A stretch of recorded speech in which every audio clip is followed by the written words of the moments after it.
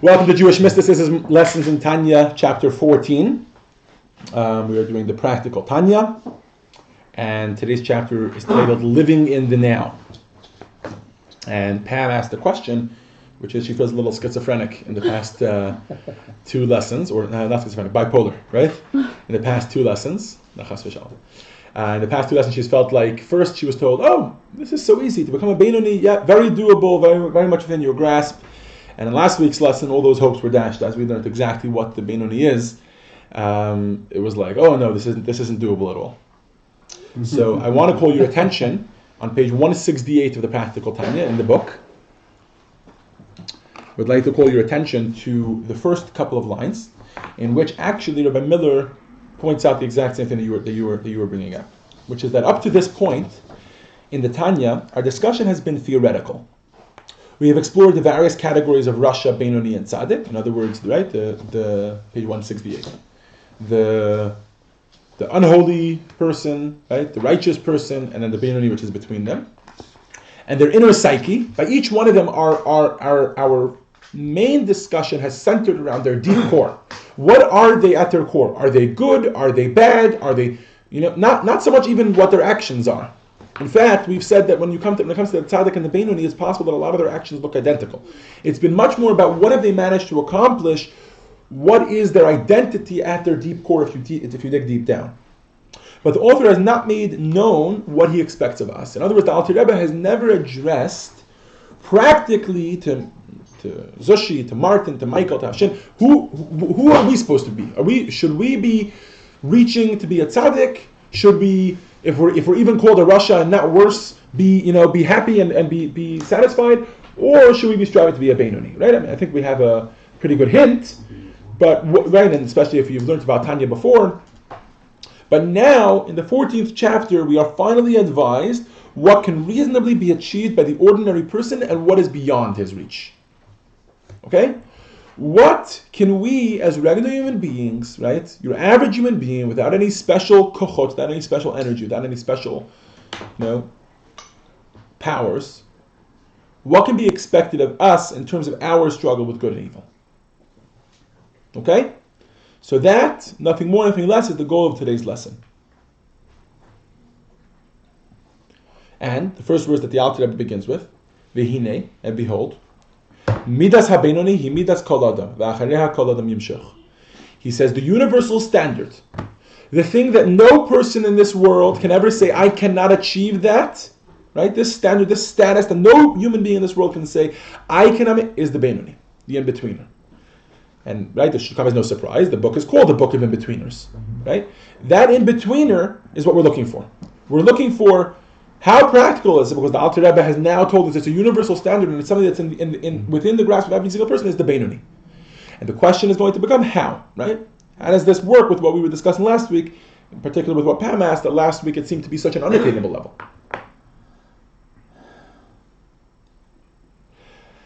And to this, right, because if you think about it, it seems very impractical. The Beinoni, if you remember, one of the main criteria of the Beinoni is that he's someone who never sins in his life. In fact, one of the questions that we asked in the first chapter, where we asked all the questions, is that in many instances throughout the Talmud and throughout the Torah, we find that if a person sins even once, they are called a Rasha. So the question becomes, how then can any human being say, I can attain the level of a Beinoni? And to this, the first thing the Alter Rebbe introduces to us to, and the title of today's lesson is Living in the Now. The importance of, and this is going to be a fine balance we're going to discuss over the course of this lesson, which is living in the now, but not forgetting our past. What do we mean? Living in the now means not allowing our past failings to overpower our current situation. Okay? So, here goes Moshe. Nobody in this room's name is Moshe, right? Here goes Moshe. He's walking down the street. He is faced with a choice. He's faced with a predicament. Do I, whatever it is, turn to the right and go to shul, or turn to the left and go to the exact opposite of shul? Right. So here we have classic example: good and evil. He's faced with a choice. Right. Now, the way these stories are always told is exactly as I just told them. That's all the information on the table. Right. The problem is that for Moshe, that's not all the information on the table, right? Substitute the name Moshe for your own name, and imagine yourself in that situation. We all know it's not such a simple calculation. Oh, do I go to the right, or do I go to the left? Do I choose to do the right thing, or do I choose to do the wrong thing? Right? Be holy or unholy. It comes with lots of other things, right? When you choose to yourself, oh, I'm going to wake up for minyan in the morning, comes the, oh, but somebody's got to take, pardon the personal example, somebody's got to take care of the baby. I want to be a good father. I want to be a good spouse, right? And who do you think you are waking up for minyan today? It's not as if you wake up for minyan every single morning, right? So it's not such a simple black and white choice always. There's always lots of different things that come in from beforehand. Many times, in many instances, the Yetzer Hara, the evil inclination, or the power behind, right, the desire, the drive behind things that are unholy, says to us, I'm not coming here to tell you don't do this. If you were a biggest tzaddik, if you were someone who every single day always did things right, you were the most moral and upstanding person, I would tell you for sure, of course you should get up in the minyan. But we know who you are, and what's it going to do if one more time you sleep in for minyan? And it's not even like the biggest thing. You don't need to be by minyan, right? You can daven without minyan, right? And this is the discussion, but right? Anybody here familiar with this conversation? Or this is just me. Okay, good. Just making sure. I'm not familiar with doesn't have to be minyan, insert your own, right? And says the Alter Rebbe, if we could learn to live in the now, in other words, to live in this moment, in this, as the Beinoni does, right? The Beinoni, this doesn't mean that his drive for unholy desires disappeared. It doesn't mean his drive for holy desires disappeared. No, neither of them disappeared. They're both there. What did we say? One of the main things in last week's lesson, or 2 weeks ago's lesson, that one of the main things about the Beinoni is that Zeb is Zeh Shoftim. There are two judges. There are two opinions that are equally as attractive. The question is which one he's going to follow. And the novelty of the Beinoni, or the power of the Beinoni, lies, or said much more relevantly, the power that we can tap into, which can help us reach a Beinoni, is not to think about our past. Right? Which, by the way, Tanya will discuss at length in further chapters, and Tanya will introduce the concept, not in today's lesson, of La Pesach Chatos Rovitz, that sins, failings from I remember in a previous lesson somebody mentioned college, right? Tanya addresses the fact that failings, especially from our youth, are the most difficult to get rid of. Because they stand there always and the evil inclination points to them and he says to them, oh, you think you're so holy now? Remember who you really are when you were a child, when you were younger, you did all sorts of things. And the challenge of the Beinoni, or more relevantly put, the challenge of each and every one of us in our day-to-day lives to be the Beinoni, lies not in getting rid of that voice, not in getting rid of our past failings, and we'll talk about the fact that we can't ignore them, right? To shove them under the rug is also, right, to ignore who we are at our core and what stage we're actually at is also not healthy. But in this moment when you're making a decision, it shouldn't be made on the fact that in the past I wasn't such a holy person, so therefore today I'm not such a... No, in the now. Live in the now, make the decision now.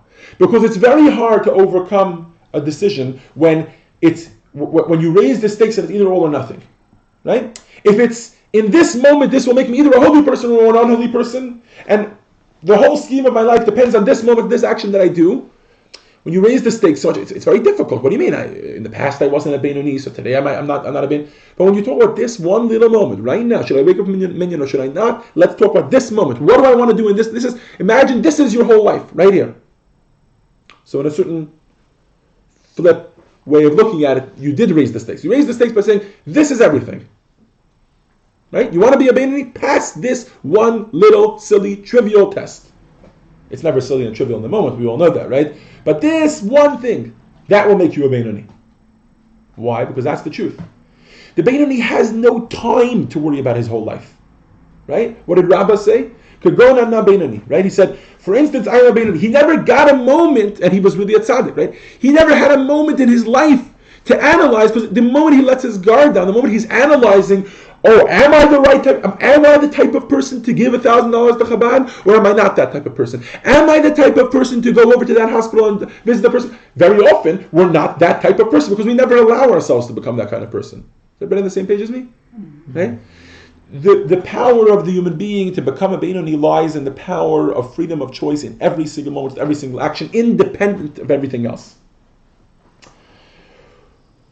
What happens in that moment? Okay, so now what we're going to do is, right, imagine those videos, those in a movie or a documentary where all of a sudden where they want to, National Geographic, right, they want to show you the minuscule detail of this rock and whatever, right? Imagine zooming in all this, and now we found our moment, right? Take one moment. We're not analyzing the Beinoni's whole life. We're analyzing a one split-second decision that he makes. Let's zoom in and break down that decision. Okay? So back in the first chapter of Tanya, we already introduced that a Rasha is someone who sins even once. In other words, back to this man in the moment that he's choosing whether to be a Beinoni or not, right? What happens? He has to realize that if he fails in this moment, then he will be a Rasha. In other words, we already established that the past is gone. He has a blank slate. Mind you, it's a difficult mental challenge, right? To be able to actually get yourself to that position where you can do that, because we can't ignore our past, right? But we have to learn that in the moment, thinking about our past is detrimental. Just, and again, not to belabor the point, but just to bring down one more concept. Where's the siddur? In Ma'ariv, which we're going to do in a moment, you're all welcome to join us. There's going to be a minyan today for the rabbi's yahrzeit, for the rabbi's father's yahrzeit. In Ma'ariv, immediately before Shemona Esrei, immediately before the Amidah, we say a little prayer. And in the siddur, when you're at Ma'ariv, you can look it up. It's on page 122. Okay? Our Father, let us lie down in peace. Our King, raise us up to a good life and peace. Improve us with your good counsel. Help us freely for the sake of your name, and spread over us the shelter of your peace. Protect us and remove from us the enemy, pestilence, sword, famine, and sorrow. Remove the adversary from before us and from behind us. So our sages tell us, who's the adversary? The adversary is the Yetzer Hara, right? The evil inclination, the drive to do something negative. Says, what do we ask for every day in davening? Remove him from before us and from behind us. From before us, I get. I'm faced with a challenge right now, right?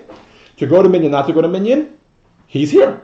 We ask Hashem for help to remove him from our calculations, and we should make the right decision. That makes sense, everybody? Mm-hmm.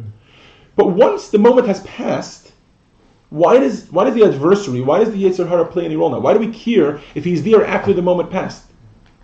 And this is precisely what we're talking about. In the evening prayers, we ask, don't just remove him from before us that to help us make the right decision. Remove him from after we made the decision.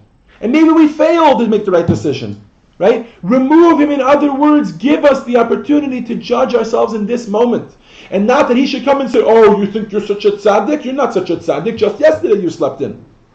Right? Give us a brand new opportunity every single day.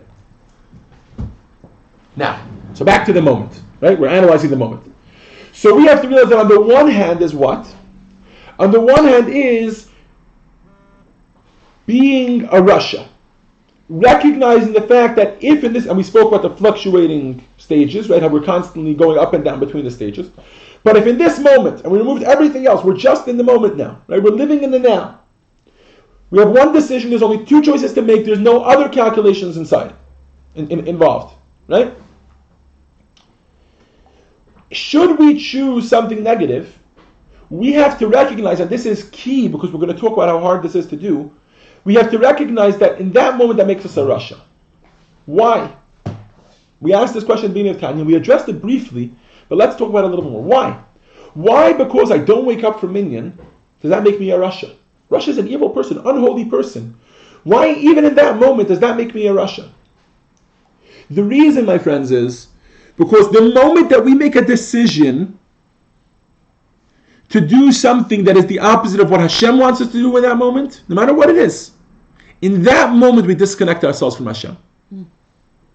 Right? Because we know what there is to do and what there is not to do, and we've chosen, right? Meaning we know what Hashem wants us to do, and we've chosen to disconnect ourselves and say, I don't want to do what Hashem does. Think of a father and a son. Right? Are a father and a son ever entirely disconnected? No.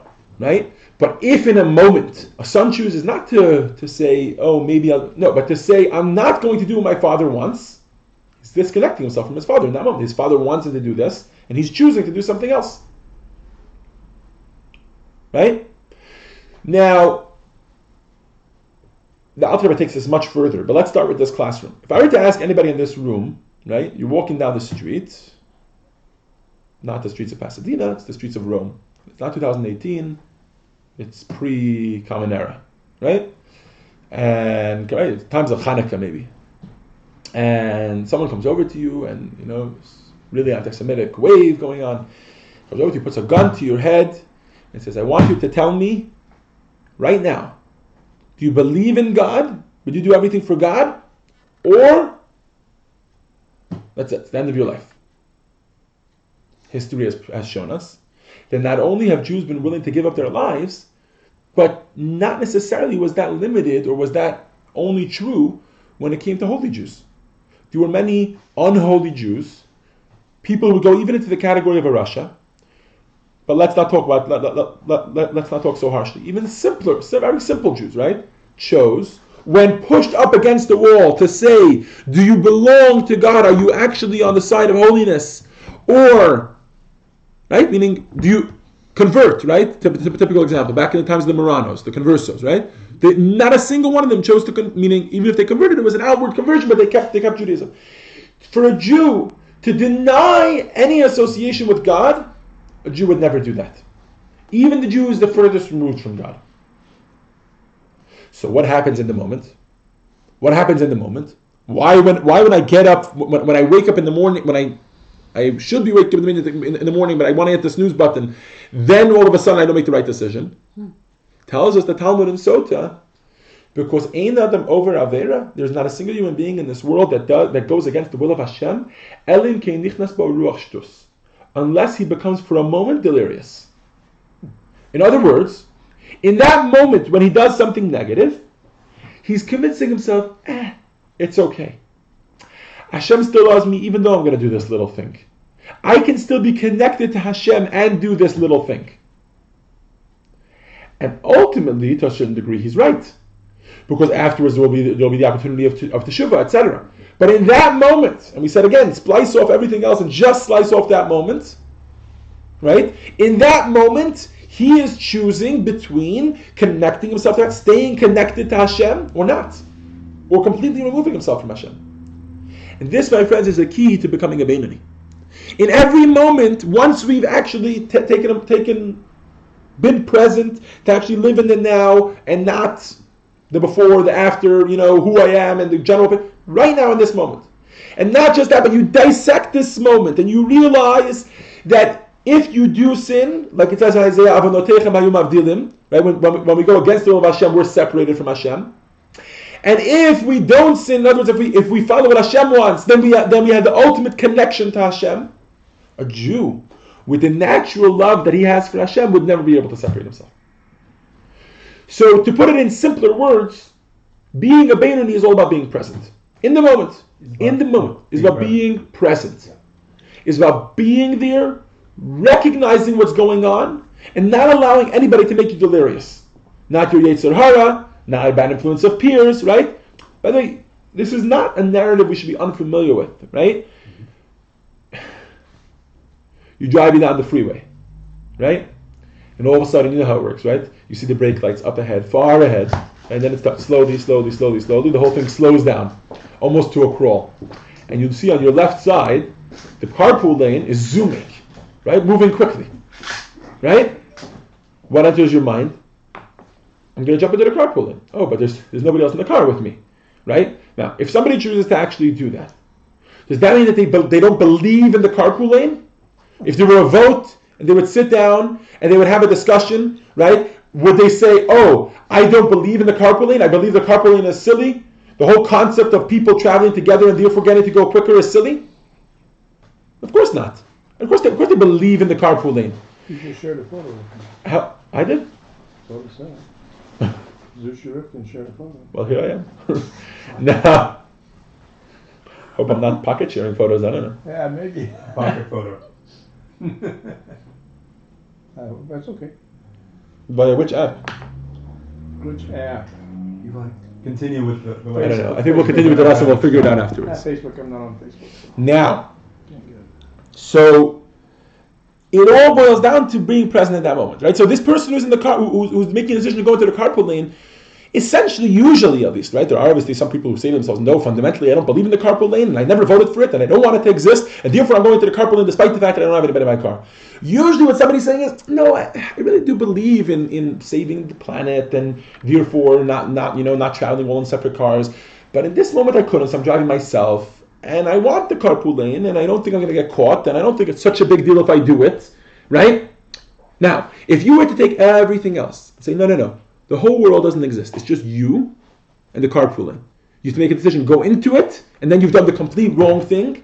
Right? Obviously, carpooling is not God, and we can't. It's not Bar Kesha. But you're familiar with this narrative. Everybody understand what I'm saying? The relatability of the concept. So, if we could actually be present in every moment, and actually say that, and actually recognize that in that moment we're choosing between being connected to Hashem or not, I think it would be a lot easier, right, to choose the right thing. So sometimes people are hypocrites and not living their values. Because they're not living the moment. I don't know whether I would say they're hypocrites. They're fooling themselves. They're not being present enough. Does that make sense? Yeah? So somehow time is uber important here. Time? I don't know if time. I think perspective. Okay. It doesn't make a difference how long the decision takes or how much time we're talking about. It's not so much about time. It's about perspective. It's about recognizing that this moment is do or die. Yikes. And by the way, just for a little historical context, meaning or academic context or whatever you want to call it, the Rambam, Maimonides, is famous for saying that at every moment the person should look at himself and the entire world as if they're equally balanced. Anybody ever heard this line? Right? So the old-fashioned scales, right? Where you put a stone on one side that weighed exactly a pound, and then you need to sell a pound of sugar, so you keep adding the sugar until it becomes, right? So the Rambam would say a person should look at his own life as if it's completely balanced. All of his good deeds are on one end, all of his not so good deeds are on the other end, and it's completely equally balanced. Not only that, but all the good deeds of the entire world are balanced against all of the not so good deeds of the entire world. And that's what you should think every time you're stuck in a moment to make a decision for good or for not so good. And you should recognize that if you choose good, then you weigh the entire world to the side of the good, and the Mashiach comes. Because it's over. The whole thing is over. Now, is that true in every moment? In hindsight, we see not. Otherwise, Mashiach would have been here. But that perspective that it could be, in other words, raising the stakes on that moment and isolating that moment to recognize what that moment is outside of the context of what's going on, helps the person gain perspective, is the word I would use. Does that make sense? As opposed to time?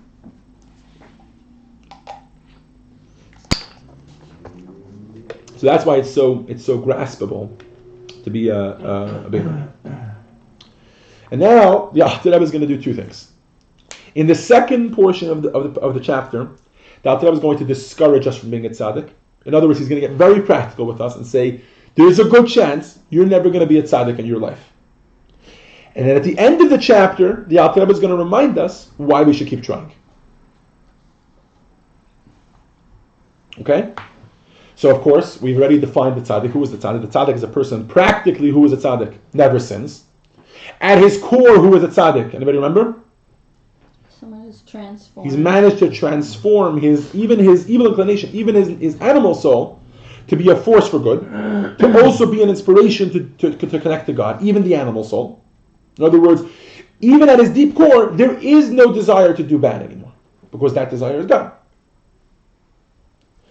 That tzaddik, says the Alter Rebbe, on a practical level, what he has managed to accomplish is that his emotions are completely harnessed for God. What does that mean?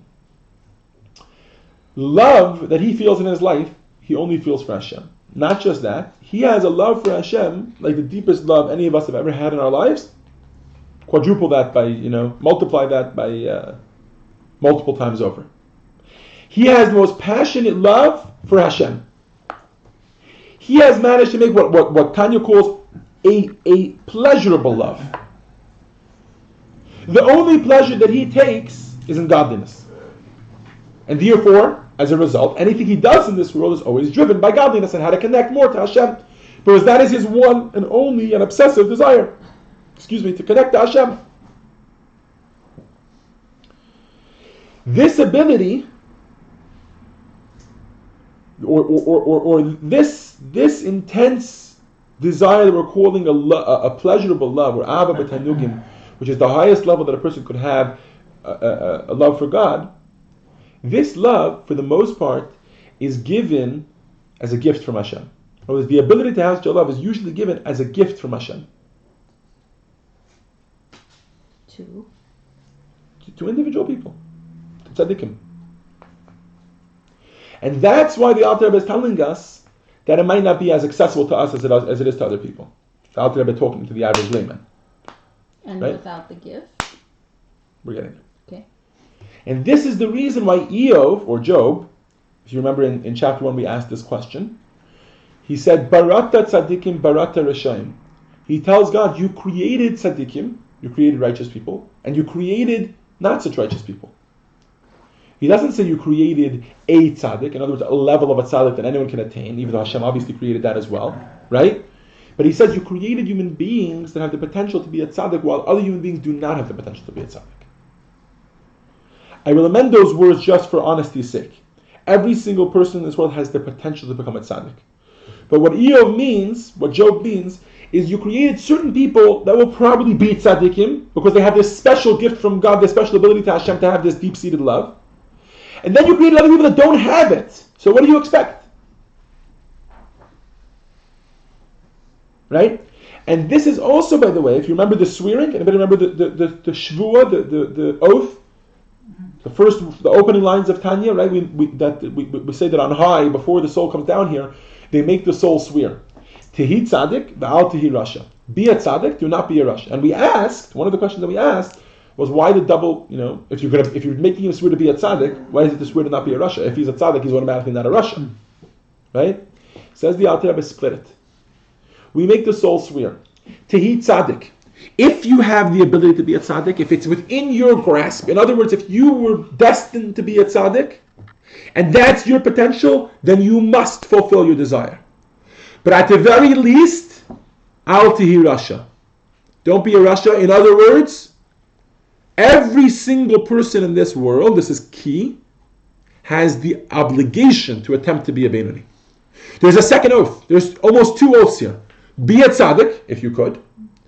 But at the very least, you must strive your best to be a Beinoni, which, as we've discussed, is a hard enough challenge in and of itself. And most of us in this room are, I speak myself at least, right, but make some assumptions, are striving to be a Beinoni. And it's an everyday struggle. And that is what the Talmud says in Nida. And that's what, if you remember the Hasidic interpretation we said of that mashbiim means to swear. And masbiim, shin and sin, for those that are in the Hebrew reading class, right? Shin and sin, which are interchangeable, right? Because they're the same letter, just the dot is on the other side. If you switch it from mashbiim to masbiim, it means we satiate. In other words, we give the proper tools. Right? So every single human being is given either the tools to be a tzaddik, but at the very least, it is within every single person's grasp not to be a rasha. And not to be a rasha, we mean in its true sense. Not the euphemism, not just an expression that people use. No. To never sin in their lives. And to be at a stage where they'll never sin in their lives. That ability is within every single person. And that's a Beinoni. To get rid of the desire to sin, that might not be within your reach. Does that make sense? Okay. Now, why should I not give up? Right? If you just finished telling me that not only is it not possible, it's like a special gift that Hashem gives to certain people to be a tzaddik. So why should I even try? I'm going to lower my bar. You, Alter Rebbe, Rabbi Shneur Zalman of the Yadi, you've succeeded in your task. You have successfully convinced me to give up. I've given up, and now I'm only going for a Beinoni, I'm not going for a tzaddik. Is that what the Alter Rebbe wants? The Alter Rebbe wants to make it clear to us that not. While that should be our primary focus and our practical focus, we should recognize that even as regular human beings, even without a special gift from Hashem, right, a special neshama, special energies, we have the ability, if at least for a moment, again, zooming into the moment, to elevate ourselves to the level of a tzaddik. Make it a moment thing, right? It's hard to conquer life. We discussed that, right? Even as a Beinoni, it's hard to conquer life. But to be a tzaddik for sure, it's very